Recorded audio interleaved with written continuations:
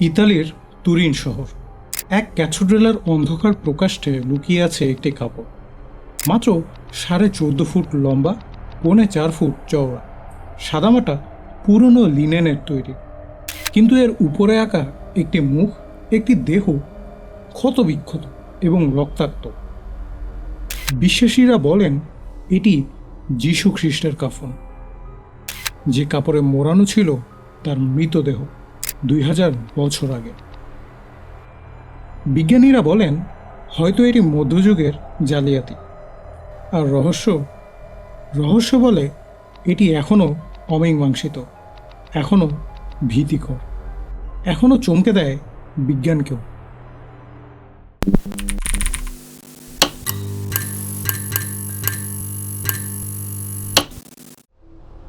সাল 1354, ফ্রান্সের লিরে শহরে এক নাইট জিওফ্রি দে চার্নি হঠাৎ করেই তার হাতে এসে গেল এই কাপড়। কিন্তু কোথা থেকে এলো, কে বানালো, চার্নি কিছুই বলেনি। 1389 সালে ট্রয়েস শহরের বিশপ হেনরি দ্য পয়েতিয়ে পোপকে চিঠি লেখেন, আমি সেই শিল্পীকে জানি যে এটা বানিয়েছে, কিন্তু সেই শিল্পীর নাম কখনোই জানা যায়।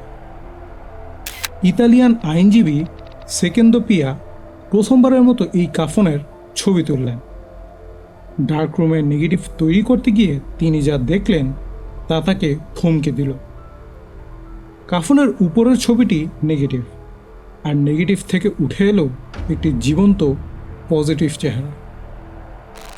1898 সালে যখন ফটোগ্রাফি শপে শিখেছে মানুষ, এই কাফনেই ইতিমধ্যেই ছিল একটি নেগেটিভ ইমেজ।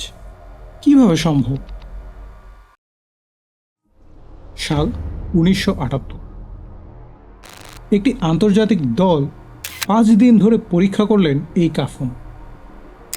ফিজিসিস্ট এসেছিলেন লস আলামোস থেকে, কেমিস্ট এসেছিলেন বড় বড় বিশ্ববিদ্যালয় থেকে, ইমেজিং বিশেষজ্ঞ এসেছিলেন নাসা থেকে। তাদের ফলাফল সবাইকে হতবাক করে দিল। কোনো রং নেই, কোনো পিগমেন্ট নেই, কোনো ব্রাশ স্ট্রোক নেই। তবে 1989 সালে রেডিও কার্বন ডেটিং করা হলো। ফলাফল, কাফনের বয়স 1260 থেকে 1390 খ্রিস্টাব্দে। কিন্তু অনেক বিজ্ঞানী প্রশ্ন তুলেন, যে অংশ থেকে স্যাম্পল নেওয়া হয়েছিল সেটা কি মেরামতকৃত অংশ ছিল যা পরবর্তীতে জোড়া দেওয়া হয়েছে? উত্তর এখনও পাওয়া যায়নি। সাল 2022, ইতালীয় বিজ্ঞানী লিবোরাতো দে কারো এক্স-রে স্ক্যাটারিং পদ্ধতিতে দাবি করলেন এই কাফন 2000 বছরের পুরনো হতে পারে। ব্রাজিলিয়ান গবেষক সিসেরো মোয়ারেস 3D মডেলিং করে দাবি করলেন এটি একটি ভাস্কর্য থেকে তৈরি মধ্যযুগীয় শিল্পকর্ম। কি করে তৈরি হয়েছিল এই ছবি? কেউ বলেন তীব্র বিকিরণ, কেউ বলেন রাসায়নিক বিক্রিয়া, কেউ আবার বলেন ভূমিকম্পের পর উৎপন্ন শক্তি। কিন্তু কোনো তত্ত্বই পুরোপুরি ব্যাখ্যা করতে পারে না। আধুনিক লেজার 34 ট্রিলিয়ন ওয়াটের শক্তিতেও এমন ছবি তৈরি করতে পারবে না। তাহলে মধ্যযুগে একজন শিল্পী কিভাবে পেরেছিলেন? ভ্যাটিকান কখনোই আনুষ্ঠানিকভাবে এটিকে প্রামাণিক বলেননি, কিন্তু লক্ষ লক্ষ মানুষ বিশ্বাস করেন এটি সেই কাফন যেখানে ছিল ঈশ্বরের ছেলে।